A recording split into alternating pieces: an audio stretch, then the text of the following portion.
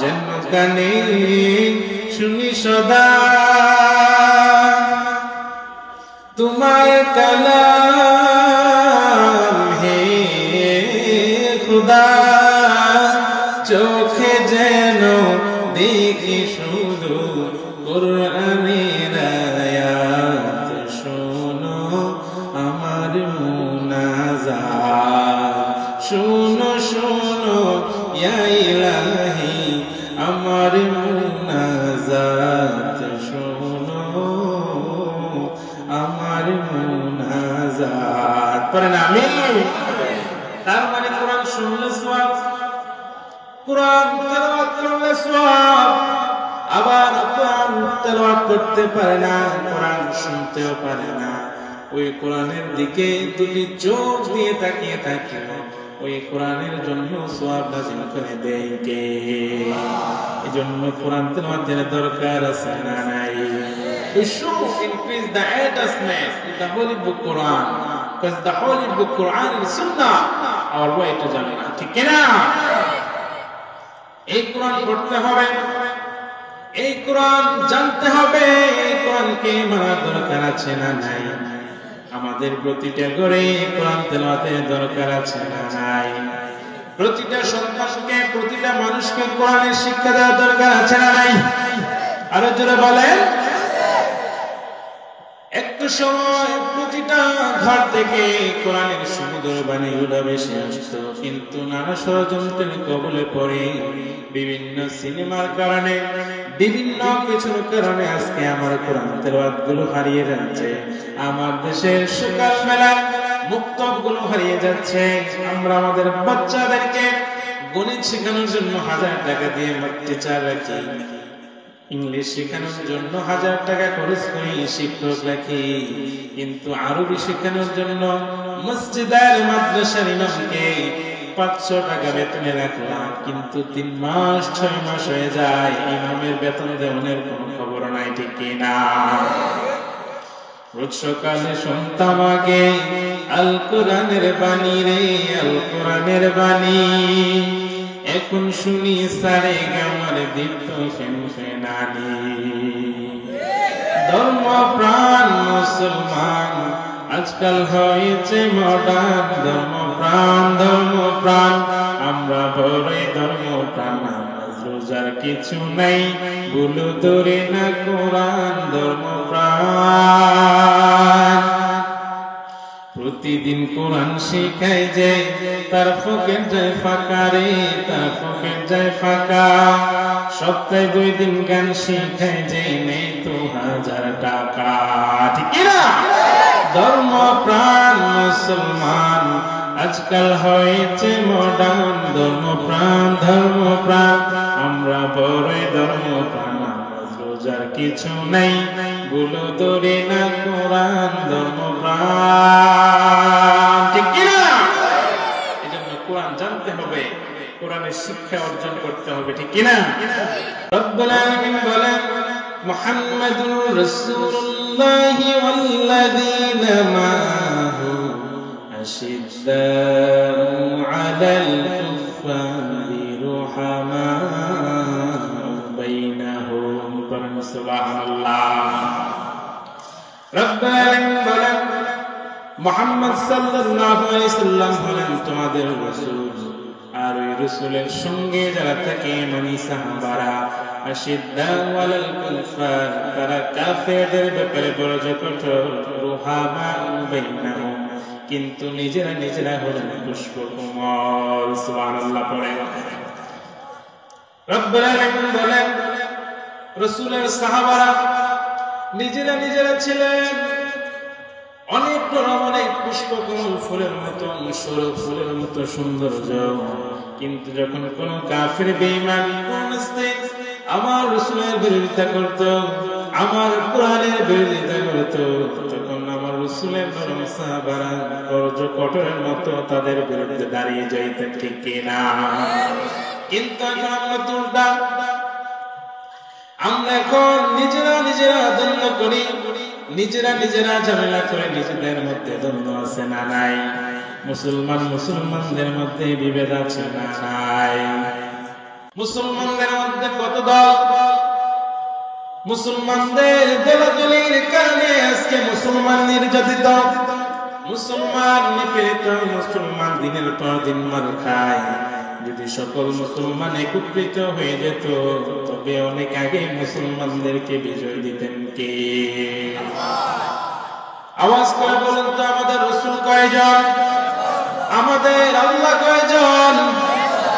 আমাদের কোরআন কয়টা? এজন্য আমাদের একত্রিত হওয়ার দরকার আছে না নাই?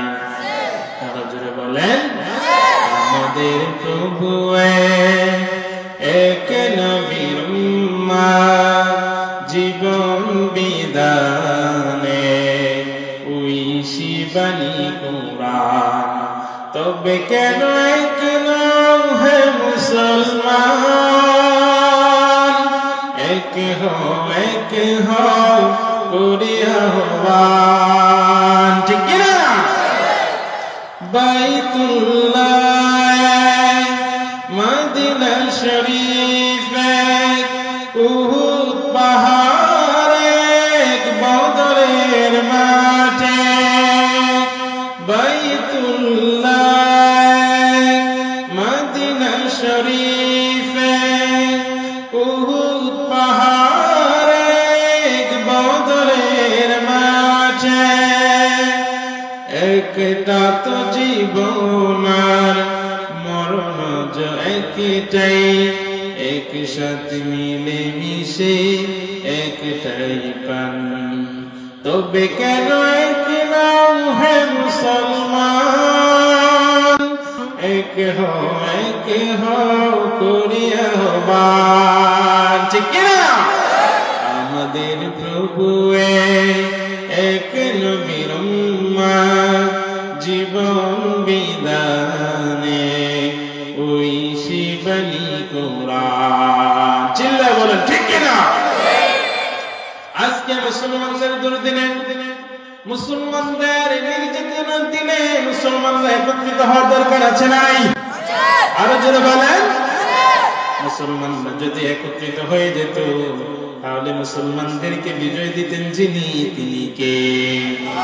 এজন্য রব্বুল আলামিন বলেন, মুহাম্মাদুর রাসূলুল্লাহ ওয়াল্লাযীনা মাআহু আশিদ্দাউ আলাল কুফফারি রুহামাউ বাইনাহুম। মুহাম্মদ সাল্লাল্লাহু আলাইহি সাল্লাম হলেন আল্লাহর রাসূল, আর ওই রাসূলের সঙ্গে যারা তাকে মানে সাহাবারা, আশিদ্দাউ আলাল কুফফার, তারা কাফেরদের ব্যাপারে বড় কঠোর, রুহামাউ বাইনাহুম, কিন্তু নিজেরা হলেন দিলদরিয়া, পড়েন সুবহানাল্লাহ। এজন্য রাসূল এবং তার সাহাবাদেরকে ফলো করার দরকার আছে না নাই? বিশ্বনবী আল্লাহর কাছে দোয়া করলেন, তাহাজ্জুদ নামাজ শেষে আল্লাহর কাছে দোয়া করলেন, আল্লাহ মক্কার মধ্যে দুজন চাই না, দুজনের মধ্যে যে কোনো একজনকে ইসলামের ছায়া তুলে এনে দাও। আবু জাহাল ইবনে হিশাম, হিশামের বেটা আবু জাহেলকে এনে দাও, না হয় উমর ইবনুল খাত্তাব, খাত্তাবের বেটা উমরকে এনে দাও। বলেন তো বিশ্বনবী দোয়াটা উমরের জন্য কবুল করে নিয়েছেন কে? এই দোয়া করার পর থেকে ওমর ফারুক সব সময় বিশ্বনবীর কথা ভাবে। আমার রাসূল যেদিকে যায় ওমর ফারুক ওইদিকে যায়, আমার রাসূল ডানে গেলে ওমর ফারুক ডানে যায়, আমার রাসূল বাঁয়ে গেলে ওমর ফারুক বাঁয়ে যায়। আর আমার রাসূল মধুমাখা কণ্ঠে কোরআন তেলাওয়াত করলেন, ওমর ফারুক পিছন থেকে আমার রাসূলের কণ্ঠে তেলাওয়াত শুনতে পারেন। সুবহানাল্লাহ। শুধু ওমর ফারুক না, যে আবু জাহাল, উতবা, শাইবা, ওয়ালিদ ইবনে মুগীরা সারাদিন মুহাম্মদ সাল্লাল্লাহু আলাইহি সাল্লামের বিরোধিতা করত, কিন্তু রাত্র যখন গভীর হয়ে যেত তারা লুকিয়ে লুকিয়ে আমার রাসূলের ঘরের কিনারায় কোরআন তেলাওয়াত শুনত, ঠিক কিনা? ওমর ফারুক সব সময় রাসূলের কথা ভাবে। আমার রাসূল যেদিকে যায় ওমর ফারুক ওইদিকে যায়। আমার রাসূল মসজিদুল হারামের পাশে ইশার সালাতের জন্য দাঁড়িয়ে গেলেন। আমার রাসূল ইশার সালাতের মধ্যে সূরাতুল হাক্কা থেকে তেলাওয়াত করছিলেন। বিশ্বনবী সূরাতুল হাক্কা থেকে তেলাওয়াত করতে করতে করতে সামনের দিকে এগিয়ে যেতে লাগলেন। আর আমার রাসূলের সুন্দর মধুমাখা কণ্ঠে তেলাওয়াত শুনে ওমর ফারুক পিছন থেকে পাগল হয়ে যেতে লাগলো। বলেন সুবহানাল্লাহ, আর জোরে বলেন সুবহানাল্লাহ। ওমর ফারুক মনে মনে চিন্তা করে, মুহাম্মদ এগুলো কি বলে? মুহাম্মদের কথাগুলোর মধ্যে এত মিল, মুহাম্মদের কথাগুলো কবিতার মতো লাগে। মুহাম্মদ মনে হয় কবি হয়ে গিয়েছে। আওয়াজ করে পড়ুন নাউযুবিল্লাহ।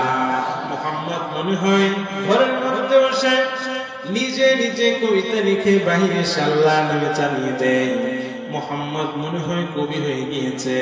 ইন্নামিন টাইমে বিশ্বনবী সূরাতুল হাক্কা থেকে যে আয়াতটা তেলাওয়াত করেছেন ওই আয়াতটা হলো মা হুয়া বিকৌলি শাইরিন কলিলাম মা তুমিনুন। পড়েন সুবহানাল্লাহ।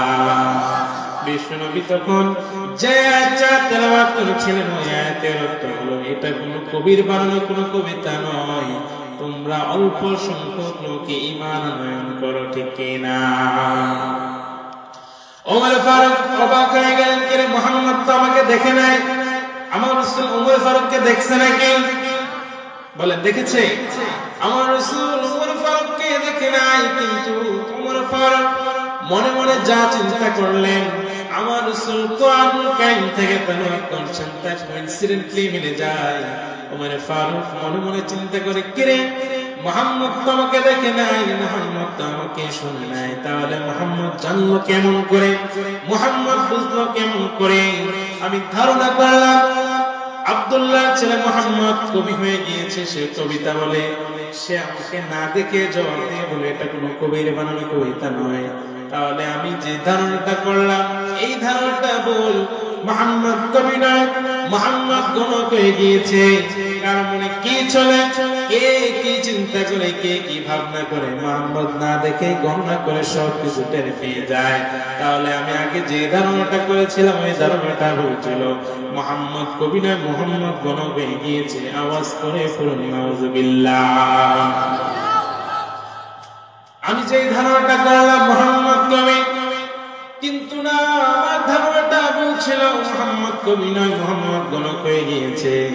ইন দ্য মিন টাইমে আমার রাসূল সূরাতুল হাক্কা থেকে আবার যে আয়াতটা তেলাওয়াত করেছেন ওই আয়াতটা হলো ওয়ালা বিকৌলি কাহিনি কলিলাম মা তাযাক্কারুন। আয়াতের অর্থ হলো এটা গণকের বানানো কোনো গণনা নয়, তোমরা অল্প সংখ্যক লোকে ঈমান আনয়ন করো, ঠিক কিনা? আমার রাসূল ওমর ফারুককে দেখেন নাই।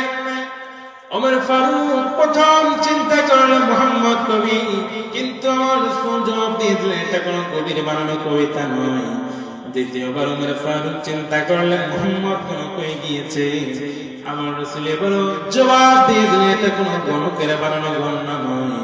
তাহলে ওমর ফারুক চিন্তা করলেন মুহাম্মদ কবি নয়, মুহাম্মদ গণক নয়, তাহলে মুহাম্মদ কি? আর মুহাম্মদ এগুলা কি তেলাওয়াত করে শোনায়, যে তেলাওয়াত শুনলে, যার কথা শুনলে পাগল পারা হয়ে যায়, যার কণ্ঠে তেলাওয়াত শুনলে পাগল পারা হয়ে যায়, তাহলে মুহাম্মদ কবি নয়, গণক নয়, মুহাম্মদ কি? আর মুহাম্মদ এগুলো কি তেলাওয়াত করে শোনায়? ইন্নামি টাইমে আমার রাসূল আবার সূরাতুল হাক্কা থেকে জবাব দিয়ে দিচ্ছিলেন তানজিলুম মির রাব্বিল আলামিন।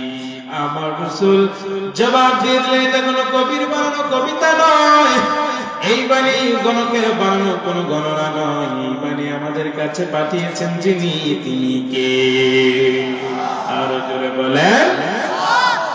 এই ঘটনার পর সাইয়েদনা ওমর ফারুক সব সময় বিশ্বনবীর কথা ভাবে।